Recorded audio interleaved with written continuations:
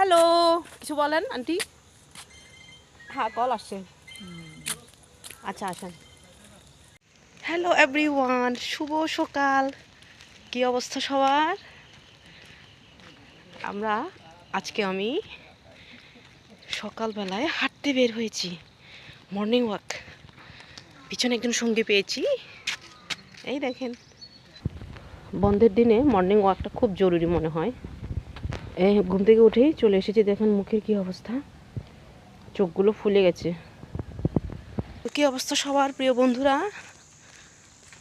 অনেকে হয়তো এখনও ঘুমিয়ে আছেন, কিন্তু আমি বলবো সকাল হয়ে গেছে। সকালবেলায় 10টা মিনিট যদি আপনি হাঁটাহাঁটি করেন, অনেক ভালো লাগবে। এই দেখেন।